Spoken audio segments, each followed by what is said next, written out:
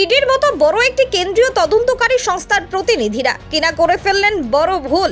100 দিনের কাজের তদন্তে চলে গেলেন ভুল ব্যক্তির বাড়িতে। সম্মানহানি করা হয়েছে বলে অভিযোগ করছেন ওই বাড়ির সদস্যরা। প্রসঙ্গত, 100 দিনের কাজের দুর্নীতির তদন্তে আজ মঙ্গলবার সাত সকালে একাধিক ইডি আধিকারিক কেন্দ্রীয় বাহিনীর জওয়ানদের নিয়ে চুঁচুড়ার ব্যবসায়ী সন্দীপ সাধুখার বাড়িতে হানা দিয়েছিলেন। সাত সকালে ঘুম থেকে উঠে বাড়ির দরজা খুলতেই সিআরপিএফ দেখে ঘাবড়ে যান বাড়ির সদস্যরা। তবু দরজা খুলে ইডি আধিকারিকদের ভেতরে স্বাগত জানান তারা। প্রায় ঘন্টাখানেক থাকার পর ইডি অফিসাররা বুঝতে পারেন তারা যে ব্যক্তির বাড়িতে এসেছেন সেটা ভুল ব্যক্তি। দুর্নীতিতে এই ব্যক্তি জড়িত নন, বরং নাম ভুলের কারণে তারা ভুল ব্যক্তির বাড়িতে চলে এসেছেন। যে ব্যক্তির বাড়িতে তারা গিয়েছিলেন তিনি একজন গুরুতর অসুস্থ ব্যক্তি, প্রতিদিন চিকিৎসা চলে তার। তাই পরে ভুল হয়েছে বুঝতে পেরে কেন্দ্রীয় বাহিনীর জওয়ানদের নিয়ে এলাকা ছেড়ে বেরিয়ে যান ইডি আধিকারিকরা। প্রতিবেশীরা জানিয়েছেন প্রায় একই রকম নাম হওয়ার কারণে বা নাম বিভ্রাটের কারণে ইডি অফিসাররা এই বাড়িতে চলে এসেছিল।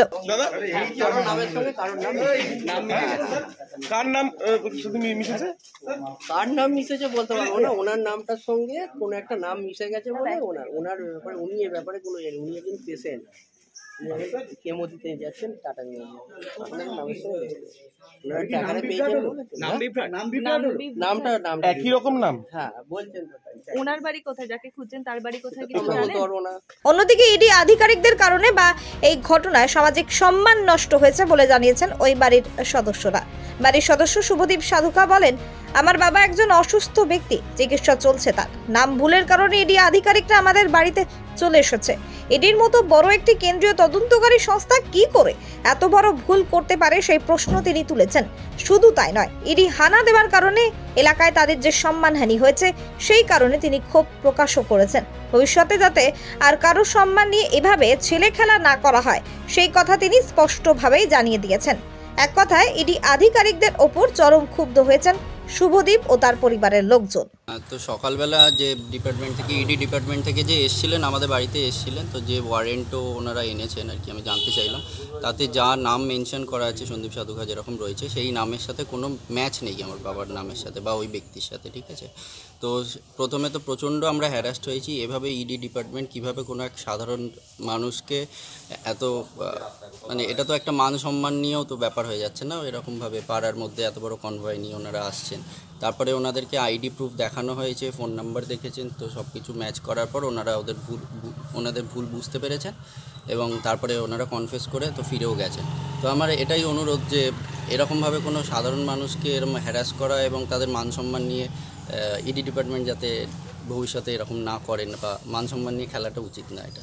এতে আর আমার বাবা তো এমনি অসুস্থ, টাটা মেডিকেলে যেরকম ট্রিটমেন্ট চলছে, তো এতে খুব বড় দুর্ঘটনাও হয়ে যেতে পারে, খুব সেন্সিটিভ ম্যাটার এটা আর কি, ওনার ট্রিটমেন্ট আর কি। তো ইডি ডিপার্টমেন্ট এত বড় ডিপার্টমেন্ট, তাদের ইন্টেলিজেন্স কীভাবে এই ভুল করতে পারে, আগামী দিনেই যেন ভুল না করে এবং মান সম্মান নিয়ে যেন না খেলা হয় মানুষের। যে অপরাধীর জন্য আসছে সেও তো পালিয়ে যেতে পারে। হ্যাঁ, তাদের তো একটা বড় সময় নষ্টও হচ্ছে না, তারা যদি আরও তাদের ইন্টেলিজেন্সকে যদি সঠিকভাবে কাজে লাগায় তাহলে এই ভুলগুলো না হতো, তাহলে সেই ব্যক্তিকে খোঁজবার সময়টা পেত, কিন্তু সেই সময় তারা কি নাম তারা খুঁজছিল, আজকে কি এসেছিল, কিভাবে এসেছিল, কি নামে জিজ্ঞাসা করছিল?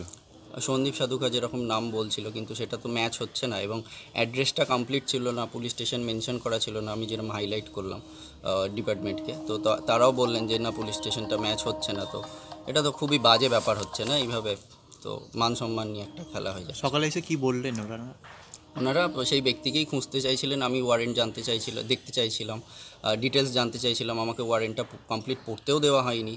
তারা তো প্রথমে তো একটা ফোর্সফুলি ব্যাপার করতে চাইছিল, তো ওয়ারেন্ট আমি জানতে চাইলাম, তারপর বললে যে সই করতে হয় ওয়ারেন্টে নাকি।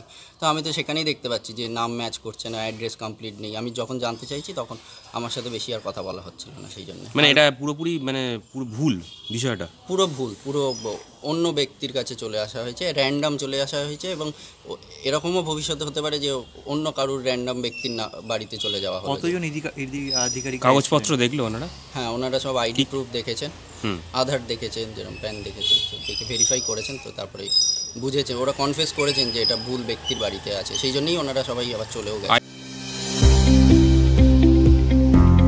আপনার স্নেহের সন্তানের শিক্ষা নিয়ে কি আপনি চিন্তিত রয়েছেন? কোন স্কুলে ভর্তি করাবেন তাকে তা ঠিক করতে পারছেন না? তাহলে আর দেরি কেন? আজই আসুন সারদা বিদ্যাপীঠে। আইসিএসসি আইএসসি সিলেবাস অনুসারে আন্তর্জাতিক মানের সম্পূর্ণ ইংলিশ মিডিয়াম স্কুল হলো Sarada Vidyapith. Smart class, play zone, play house, পর্যাপ্ত কম্পিউটার, পরিশ্রুত পানীয় জল, সিসি ক্যামেরা, সুবিশাল campus, library, convent educated teaching staff ছাড়াও একাধিক সুযোগ সুবিধা রয়েছে সারদা বিদ্যাপীঠে। প্লে গ্রুপ থেকে দ্বাদশ শ্রেণী পর্যন্ত পাঠ্যক্রম রয়েছে এই প্রতিষ্ঠানে। ঠিকানা বসন্তপুর, আরামবাগ, হুগলি। বিস্তারিত জানতে যোগাযোগ করুন 7063851550 অথবা যোগাযোগ করুন 6295202439 এই নম্বরে।